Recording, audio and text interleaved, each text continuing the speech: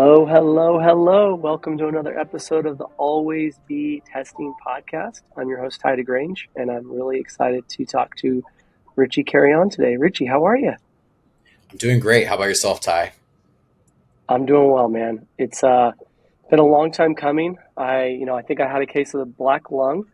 Had to take a bit of a brief hiatus on the pod, which pains me to say, but we are back, and it feels, we're bringing it, bringing the affiliate and performance marketing information to everybody out there. So that's what it's a good time. Yeah, absolutely is. I mean, it's actually prime big deal days today. So it's happening right now as we speak. For all of you in ecom, performance marketing, anything Amazon related, affiliate related, this is going to be a banger episode. Richie's the VP of marketing at Levanta. They are on fire and growing, and we got a lot of good stuff coming your way today. Yeah, man. Maybe kick it off. Like Richie, what give the audience background on Levanta. Yeah, absolutely. So Levanta is an affiliate marketing platform for brands that sell on Amazon. And so through affiliate marketing, brands can essentially unlock an entirely new revenue stream, which was actually really hard to do before Levanta for many reasons, which I don't need to get into. But it's a really brand new channel for Amazon sellers, and it's actually becoming even a global channel for Amazon sellers that sell across the globe, which I'll talk more about later. But there's really three benefits specific to Amazon sellers when they use affiliate marketing. And so one is they're able to partner directly with 6,000 plus creators, which it's a growing marketplace and they're highly vetted on Levanta. And creator can mean various types of creators like publishers, influencers, traditional affiliates that might have a blog or a newsletter, media buyers, and even what we call deal sites. But in our case, it's anybody that's promoting only deals. The second benefit is really brands get full control over their commissions. So that means that they can set a cost per sell or a CPS model or a cost per click, a CPC model by product or creator. So that's really enabling to have full control over those commissions. And lastly, which is really interesting, is really improving your organic search rank and your BSR. And because Amazon sees this as external traffic, they'll reward you with those improvements on your organic ranks. And also what's even cooler is brands can get a general about 10% kickback from Amazon through Amazon's brand referral bonus when sales are driven through off Amazon traffic. And in this case, that's all the affiliate traffic. Amazing. Yeah, it's this amazing kind of confluence of events that seems to be happening, right? You've got this, legacy Amazon associates that hasn't been necessarily ideal for the partners. You guys provided technology that allow brands to run traffic directly, affiliate traffic directly to ASINs, directly to seller URLs. And there's just multiple payoffs that are higher and more improved compared to associates, right? Yeah, there are benefits to Levanta and there are benefits to associates.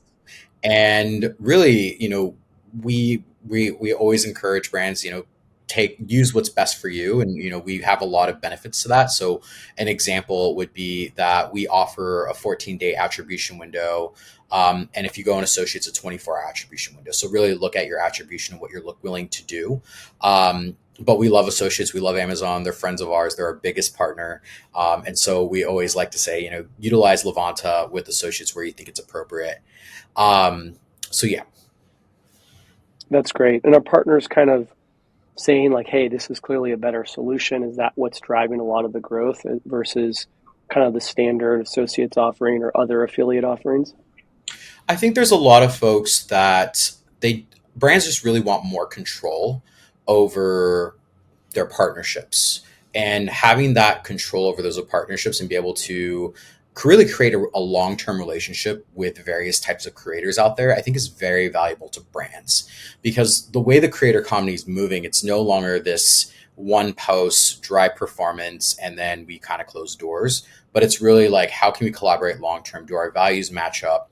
And how do we make this sustainable, right? It's like the traditional old school 101 marketing, where you have to have multiple touch points over a period of time for a consumer to, one, recognize, but then also drive interest, consideration, and of course ultimately a purchase and hopefully a repeat purchase as well. Love it. I love it. What inspired you to join Levanta? Oh, that's a great question. So, what's interesting about Levanta is that a lot of us come from the affiliate marketing world by original trade, not in the Amazon space, but in the D2C space.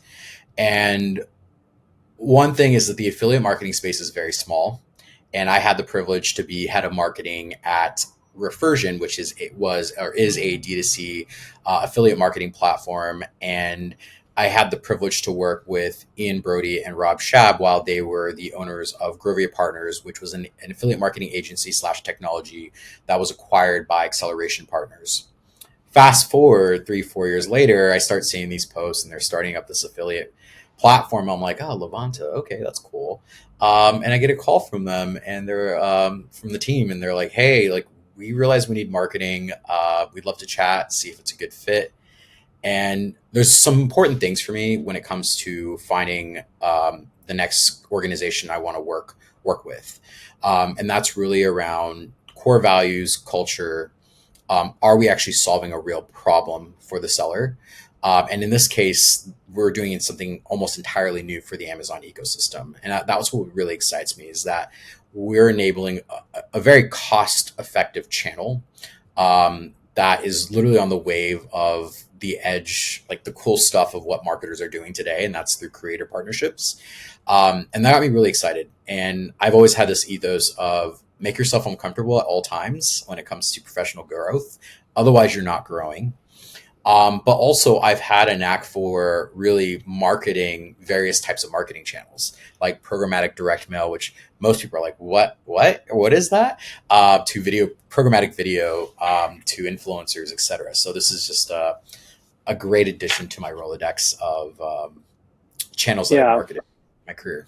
there's something magic about kind of that being willing to be on that uncomfortable level of learning curve and having that beginner mindset. I can definitely appreciate and love that. And I would also add that a huge emphasis for our business and for our team is a big bet on the creator economy. You have so many prominent, intelligent macro thinkers and business people and people that are not really even in marketing or performance marketing really recognize this movement that is taking place where brands are really requiring needing to leverage third party creators to like tell their story in a more authentic way. So while our community hears that a lot, while the audience of this pod often gets that message because they, obviously I share it with guests.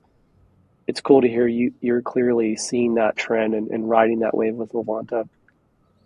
Yeah, I mean, we've been doing this for probably since the beginning of mankind, right? This idea of referring somebody to a trusted source, and that's that's that's essentially where this is all originated, and we've just essentially, as a society, has formalized that into something that can be monetized even more, and that's super cool. You know, everyone loves a good referral, right? Yeah, it's exactly right. It's kind of baked into our psychology and our culture and our lives. What are you most excited about right now, Richie? Yeah, there's actually two things that I'm most excited about. So the first is, as I mentioned earlier, like as we speak, Prime Big Deal Days is happening, and for those who are not familiar, that's Amazon's second Prime Day of the year, which happens in October, since it's October 8th today. And it's interesting because this last July, which was the first Prime Day of 2024, we saw record numbers on Levanta, which I'll dive more into the specifics around that. And so that was just summertime Prime Day. I can only imagine what today and tomorrow's Prime Big Deal Days is going to look like in terms of conversion rate lift, overall sales lift for sellers, and just overall engagement for creators. I think that's one thing I'm super excited about. The other thing is a little bit more on the Levanta side. We just announced yesterday that we now support both French and German Amazon stores. So what that means is we now support a total of 5 geos across the globe. So US, UK, Canada, France, and Germany. So anybody that has a store in any of those domains, you can use Levanta. And we have five more slated to roll out this year. And that's going to be Italy, Portugal, Spain, the Netherlands, and Mexico. So that's really exciting. And when we really look at the numbers too, like Germany, for example, in last year alone, they produced about $37.6 billion in annual net sales. And what that essentially means is that they are the leading and largest Amazon, like leading and largest group that purchases from Amazon. And Amazon actually represents 86% of their e-com activity in that country alone. So I think there's a huge opportunity, one, for sellers to capitalize on that, and also be able to activate that channel. And for the French market, they are number three in the EU, but there's still a huge opportunity there as well. And I mean, their Amazon e-com is representing about 20% of their total country's online retail market today. So that's, again, super exciting for us. That's awesome. There's so much kind of growth and learnings and new things happening that are exciting. I know you got some kind of specific juicy data to share and some learnings around specifically around Prime Day. Can you kind of give us a little peek into what you found? Yeah. So what's interesting about this data that we have is that we're probably one of the few like resources out there that has access to this data, because generally that data is going to be kept in Amazon's world. But what's great is that Levanta is powered by the Amazon attribution API. So that means all the data we're getting back is real first party data from Amazon and is approved. And so we looked at Prime Day numbers in terms of affiliate marketing as a channel. We saw some key things. So for our sellers in July's Prime Day, not for October's, we're going to get those numbers tomorrow, or actually in 2 days from now. We saw that sellers saw an average about a 10x sales increase, which is awesome. I mean, you can expect that generally around Prime Day, but I think that's still nice to see that quantified, especially for affiliate marketing. So these are all sales that are happening through affiliates. They also saw a 4x conversion rate. So that means that our creators are highly engaged. They're creating content that is engaging and driving interest from consumers, wherever that might be. And also, across our entire Amazon product catalog, we saw an average conversion rate of about 11.29%. You look at any other paid channels, that's pretty darn good for a conversion rate, if you ask me. And then lastly, with our top brands that are on Levanta, they saw a conversion rate of about 20%, which again is nearly almost double what the average conversion rate is. So I think that lends to say that says a lot about the power of affiliate marketing, especially as it pertains to Amazon. And what's interesting is in terms of the conversion rate lift by product category, it really ranged. We saw some categories starting at 5% conversion rate lift, which is still, it's a lift compared to your average week, upwards of 200%, which is insane. And even just looking at the clothing, shoes, and jewelry category alone, they saw about a 180% conversion rate lift, which was an average of a 36.81% conversion rate. So you just look at these numbers, you're just like, whoa, that is insane. And it's clearly working for the sellers. Yeah, and just kind of like putting the skeptic hat on for a bit of, and going kind of exploring this with you. Obviously, you're seeing great growth. Obviously, you're a little closer to the funnel than I think some of the other performance marketing channels out there, being able to kind of connect into that Amazon ecosystem, which is huge. I don't doubt that's real. Have you seen any successes? I know it's a little early in terms of brands who are kind of more on the skeptical end of the spectrum, kind of be able to run some levels of experimentation, run some testing, to kind of like stress test some of these things for those that are kind of the really rigorous, or maybe those that are spending over a certain amount to kind of prove out those finance teams and those teams that are kind of fighting over like, hey, is this really what we needing to invest further in? Obviously, for a lot of us, it's kind of a no brainer. But I'm curious to know kind of what you're seeing there in the early days. Yes. I mean, even for me as a marketer, I do the same. I have the same skepticism with any channel that exists. And like with anything with performance, it could be anything that causes a metric to be really great or could need a lot of improvement, right? Email marketing is your subject line, could be the start of it, right? So from that perspective, there's a lot to unpack there. But to your original question, it's pretty simple, right? It's we see a lot of sophisticated brands that like to do a land and expand approach. So one starting with a CPS model or a cost per sale. And from the economics perspective, they're only paying when their sale is generated. So it's really low risk, high return for those brands. And so entering, maybe starting with a couple of ASINs, testing it out, see how it scales, and then growing it to another ASIN and adding on more and more and more. And then over time, we've seen some brands where they see the power of it, they really, really tweak it to perfection. And they're like, okay, how do we scale this even more beyond what's possible today? And then that's where you start to see folks that want to start testing out things like our cost per click offering, where they can work with the creator on driving traffic to their ASIN.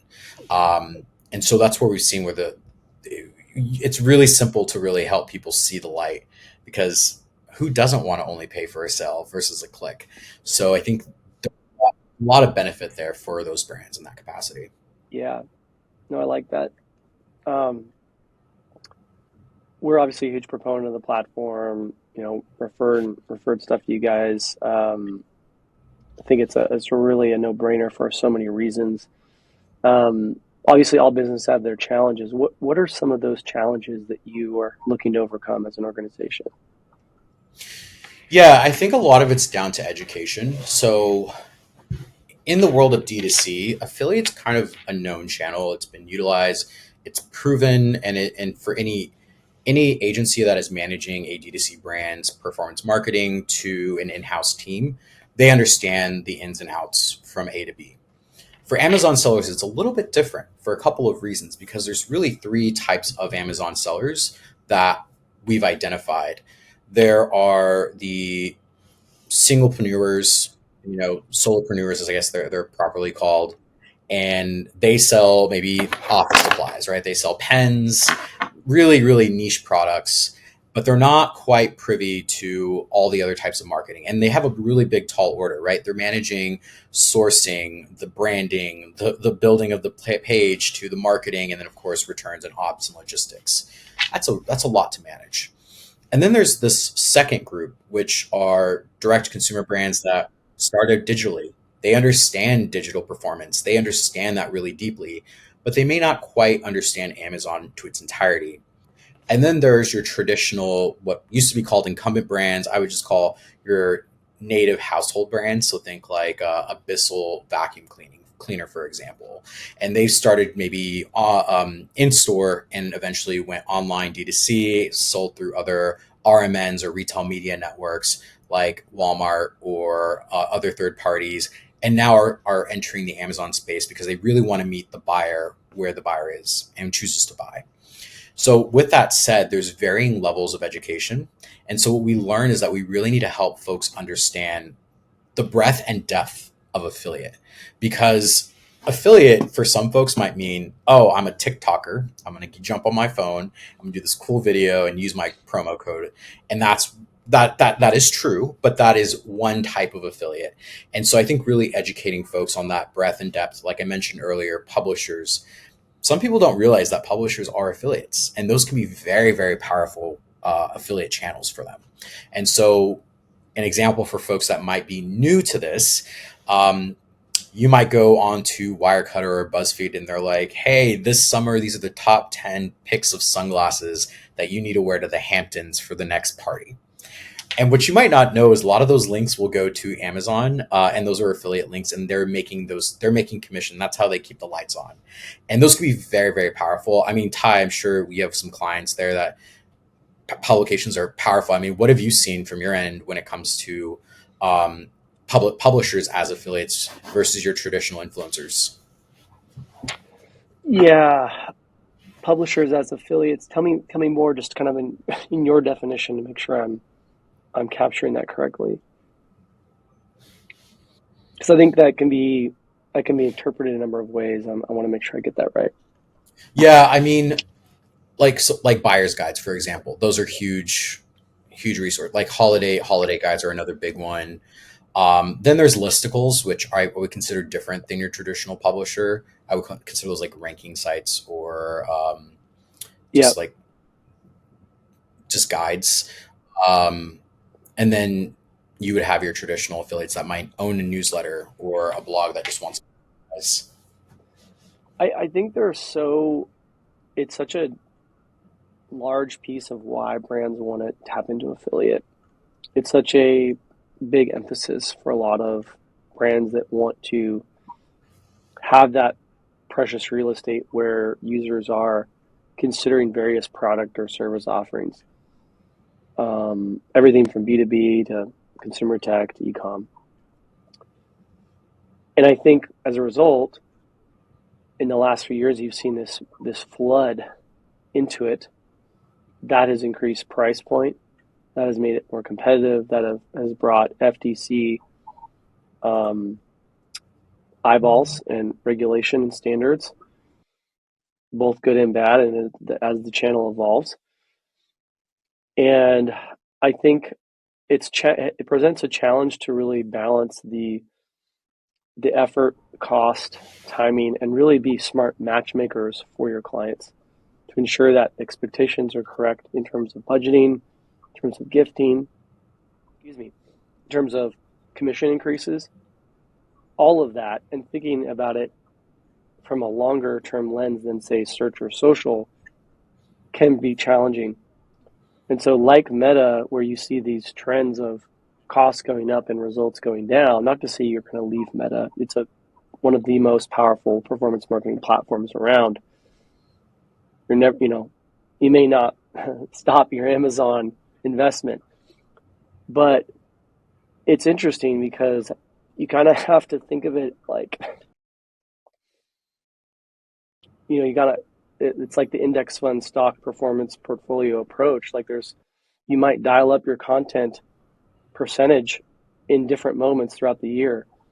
You might find opportunities. I think getting that down to a proper science and thinking about, okay, what are those CPAs that are reasonable on this partner versus others, and really looking at the data without too much bias, easier said than done. And I think it's such a valued partner type, but brands need to go in with, somewhat eyes wide open around like cost and time and requirements around it because I it's gotten agree. so in demand. I agree. And also, that's why we're really big. We really believe that a lot of brands really succeed when they have partners like y'all to manage those programs, because you're working with a broad set of product category, niches, services, offerings, etc. And you can really take a lot of those learnings and apply them to various clients and really boost performance faster than if you were to do it alone. And I mean, for example, just like a real life example on our end as a B2B marketing team, we're like, let's test out Reddit. I think it came from the Martech record event that you and I were sitting at next to each other. And I was like, why won't we test Reddit? Let's give it a try. It failed miserably. And that's okay because we just did not have the resources and time to execute on it, where it's been a benefit to us. But we're going to go and retest it again. But we're going to go with again, to your point, with eyes wide open, an open mindset, and just try to think and just look at the data as it is, and just be real with it. So to your point, having partners like you all, I think, is very helpful to any brand's affiliate marketing programs um, in that capacity. Thanks for asking and turning around. It's an awesome kind of back and forth. Yeah, I like a good back and forth. I was trying to find that groove and versus me just telling. But one interesting thing, Ty, that I think was good to just set. You mentioned setting the right expectations earlier with the client, and some folks will assume that affiliate marketing is a turnkey, set it and forget it channel. Another thing that I think is important for brands to be aware of and just have the right expectations is that it's not an overnight channel. Have been known where there are some products that you listed on a marketplace and then there's tons of creators that want to start promoting it. they agree to your commission. It's just like all the stars align perfectly, and then you're making money overnight. And that's not the case for every product out there. And I think that's important for people to realize. And the other component is your mix of creators. So you talked about looking at various types of creators, what you're willing to spend across various types. And I think also having a diverse set of creators that you work with, I think is going to be really important to not only test, but also broaden your reach then through exclusively through an influencer. Or one of our most successful types of creators are Facebook mommy groups, which are phenomenal for family focused products. Um, Yes. so I actually, so when I was Yeah. at a conference here in New York, I was meeting with someone and they're like, "Hey, we're using Levanta, but we're not seeing quite what we were expecting." And I was like, "Well, what kind of creators are you promoting or using?" And they're like, "Oh, we're using this type of creator specifically." I was like, "Well, did you know that there's also these four other types?" And they're like, "No." And they were like, "Oh my gosh, okay, thanks for telling me this because I didn't know that." And I'm gonna go tell the team like let's activate across these other types of creators. And lo and behold, they saw an improvement on their performance because they Yeah. diversified their creator types. It's So it's amazing. The education is so important, and there's so many smart people involved in the business world and performance marketing world, yet it's been said often in different ways. Like affiliate has in some ways a very elegant simplicity, but it also has complexity because you've kind of got every type of promotional method and channel under the sun available to you. And they're interacting and there's multiple ways to access them. And then you kind of have them entering that, multi-touch stage of the buyer journey. And then you have to kind of think about how are we crediting appropriately. So it's not that it's the most, doesn't require a PhD to manage per se, nor does many performance marketing channels, obviously, but they're right. It's a very interesting balance between like there's a lot of education required, and it goes back to I think that matchmaking magic that can get pretty sophisticated. And like even with our like database and thinking about how we think about partners, like trust is such a huge piece of how we think about the equation. It's like this third party had great things to say about you in a UGC ad that directed them directly to an Amazon listing. That's magic for a brand, and that's trust. And so, getting that is great, but also knowing what other partner types you can acquire. What are other ways to get that kind of trust score up and to the right? That matchmaking is so important because some partners are going to just thrive with brands you wouldn't expect. Some partners that maybe have done really good for your competitors may not do very well for you. So it's a little bit of that art and science balance. And I think the matchmaking piece sometimes gets lost because it is a challenging art and science. I mean, you mentioned art and science, and that goes back to like what a mentor used to tell me is like marketing is an art and science. And we tend to forget that. I think there's just what I've noticed in the industry collectively, whether it's B2B, B2C, there are folks that are like, this is pure science. It's all about getting the conversion. I get that, yes. But there is an art to it that sometimes gets lost from time to time. And some of the best marketers that I've worked with and had the pleasure to work with either side by side or they were a service provider to us, have been those folks that know how to strike a balance between what's art and science and meld the two together, which is really hard to do, by the way. Very hard to do. Absolutely. In the spirit of the always be testing pod, what are some of your favorite experiments or learnings that you've had? Yeah. Insight for you. So one of our favorite experiments um, from the B2B side, and I like talking about this because I'm in the day to day with the team on this. We tested out direct mail recently. Um, and it wasn't your traditional, like, hey, here's a postcard with like a deal on it. And it looks like your local car dealer person's or DSW is trying to send you more coupons for shoes at their local store. What we did is we reached out to our SDR team and was like, hey, like, we know you've reached out to a lot of folks. What's the conversion rate from outbound to meeting? let's get a list of everyone who's opened those emails but hasn't responded or converted into a meeting, and let's send them a handwritten postcard. So we use tools like Handwritten, which is essentially like a robot that writes it out for you. Add a little QR code, very personable. And we didn't quite see the results that we wanted, and that's okay. It was a test, it was a small cohort test.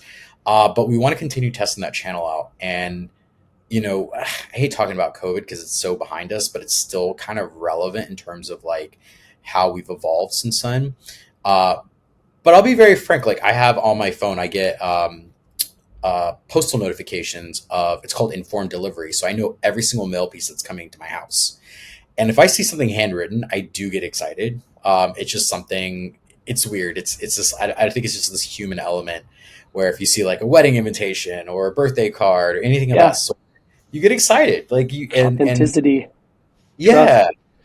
it's real. I mean, granted, a robot did write this, but we wrote the content. We wrote the content.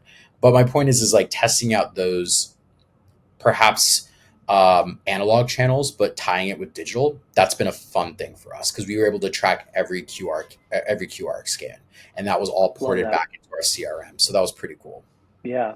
This may be a silly question around analog, but is in real life community, is conference a huge driver for you all, or as a B2B SaaS product, or Absolutely, it's a huge component, and actually, we are a global company now, so it actually has proven, or hasn't, not yet because we haven't quite done them on a global scale yet.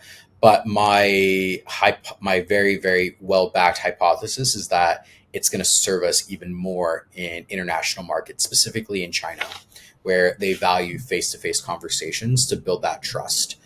But what we've tested and done so far this year alone, conferences have been one of our biggest ROI drivers.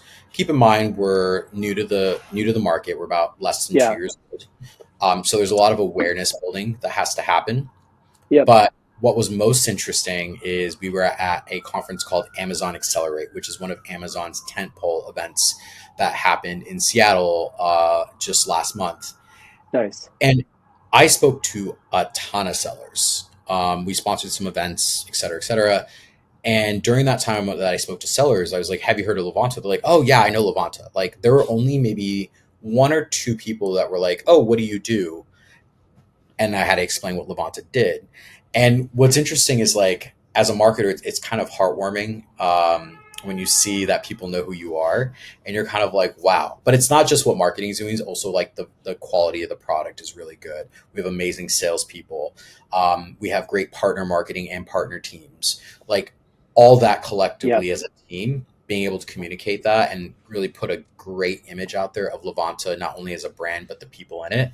Um, yeah, it really helps with word of mouth. And so I love it. events has been a catalyst for that. Um, and Nice, community and events are both really important pillars to our marketing strategy. I love it.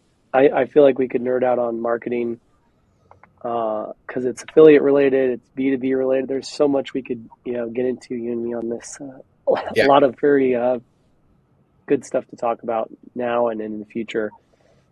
Speaking of going deeper, and doing cool things in your career, what was kind of the sliding door moment in your career, game changer, or yeah, time when you had kind of two paths to choose? yeah. This was like right after college. I would say like I worked my first gig. I did not like it. It was very soul sucking. And I was like, I need to find something that I love. It was in marketing, the soul sucking role, but it just the industry wasn't We've all quite. been there. Yeah, it wasn't quite for me. The culture wasn't for me. Yep. Um, and so what did I do? Good old Craigslist, looking for jobs on Craigslist, and of course you're going to hit those jobs that are like insert you're a data input data, and I'm like, what is this? Yep. And there was one job that was kind of that came across was for a creative manager role. Didn't say much about the company. It was very ambiguous, and I was kind of like, I saw the salary. I was like, I'll make that one day when I'm older. I had a portfolio together, had a little website, did a little branded, just really packaged it up, sent it out, and I was like, this is the one that will probably not contact me. And that night, I got email back like, "Hey, I'd love to chat with you. Let's jump on a call." And I was like, "Sure." Keep in mind, I was like straight out of college. My student loans were kicking in. I could barely afford rent. Just like things were just not working in my favor. And they said, "Hey, like if you can come to the Bay Area tomorrow," it was a Friday, "and do an interview with me, I would love to see if you're the right fit for the role." I spent the last $400 to my name to get a dress up, drive out there, and I was like, if I don't get this job, I probably got to move home. And did the Love interview that and on the story. spot. She was like, "Can you start Monday?" And I was like, "Hell yeah, I can." I was like, "Yep, let's make it happen." And that was a huge turning point because I was now able to enter the technology space in a relevant way, which was actually ad tech. The company was called Yumi. It was a programmatic advertising company that was Yep. public on the New York Stock Exchange. I got to work on the corporate team as a brand designer. So I was making one sheets, really learning ad tech because I would get fed all this information. And I remember my first day of Love it. work, she's like, "Hey, so and so is going to take care of you, get your onboarding. I have to go out to France for the Cannes Festival of Creativity." I was like, "What's that?" I had no idea what that was. So that was when the glass door or the sliding door effect happened to me. Um, and because of that job and the amount of effort I put into it and just the importance of relationships was a huge component of why I'm here today. And that catalyzed Love that. my growth to where I moved to New York because somebody there was like, "Hey, Yeah. I think I have a gig for you in New York," and just built, built, built. And here I am today Yeah. talking to you.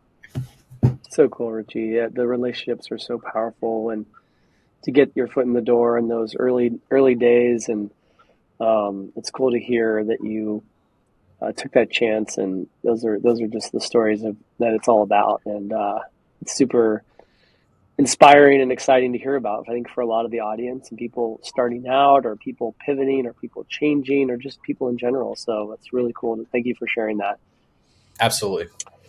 All right, let's go down the home stretch with some fun ones. What what's something you bought recently that you just can't live without that you rave about for folks? God, where do I start?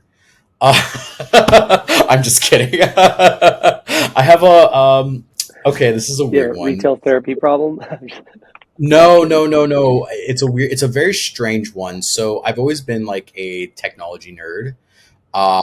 Up as a kid, and I remember in the late '90s, early 2000s, like the turn of the millennium. There was like this robot dog, and like it was by Sony. And now as an adult, I can afford one. I live in a New York apartment, so and I'm very busy. Like I'm out and about all the time, so I don't have the time, or I'd feel terrible to leave a real dog in the house. So recently, I purchased this thing called a Sony Aibo. It looks like a real dog. It's fully autonomous. It runs around the house. My friends are like, "What the hell is that?" And it is just super interesting. And when I show people, they're like, "That is the cutest thing ever." So if you have a family or you just want something in the house that you don't have to feed, but you need a little bit of that dog fix to a certain extent, I highly recommend this thing. A little bit pricey, um, Yeah, but I would never take it walking, by the way. That's outside my comfort zone. It's an entertainment device. That's what it that's is. awesome. That's such a Uh, random, crazy, and funny one. Have to. I mean, does it like how intelligent is it? it can recognize your face. It knows who you are. It What? builds its own personality over time. So Oh when you my get it, it starts gosh. as a puppy, and then you have to nourish it and like pet it, give it attention. It runs around the house, like literally will walk around the house like it's charging right now. It knows when to go to its charging bay. You can give it commands. It'll ignore you sometimes if it wants to be mischievous. Uh, it's a pretty high piece. It's like a pretty high tech piece of equipment. Um, That's yeah, awesome. it's the random fun fact about me. What now I'm compelled to ask, what other maybe random fun facts that you want to share with the audience that maybe people don't know about Richie? Yeah, so I do DJ outside of work for fun. Nice. I do a lot of like house music, deep house. I've performed in some well-known venues I don't need to get into the specifics of here in New York. Awesome. Like here's a little view of my little DJ equipment that I have set up. Ooh, So, guy's a um, pro. yeah, I've built something out of it, and I love it. Music's always been dear to my heart, and so yeah, it's a little quick Good for fun fact. you. You've got a ton of amazing experience and a breadth of interests and cool hobbies and some very cool stuff, Richie. It's been awesome to get to know you more, and I genuinely enjoyed the learnings. Obviously, there's a ton of exciting things happening with your role with Levanta, with marketing a growing software that's doing well. It's doing great things for the affiliate space and for the Amazon space, and I think this was just a chock full of learnings episode, especially some of the data you shared around Prime Day, and people are going to get a ton out of it. Um, Thank you, man. Where can people find you? Where can they connect with Richie? Yeah, so the best way to connect with me is going to be on LinkedIn. It's linkedin.com /IN, I guess, / my handle's marketing guru 2018. I probably need to update that, but yeah, and I'm sure you have some show notes so I can send you that link. Beautiful. We will include it. Richie Wonderful. Carreon, you're the man. It was a pleasure, and thanks for joining. It was a lot of fun. Absolutely. That was great chatting with you as always.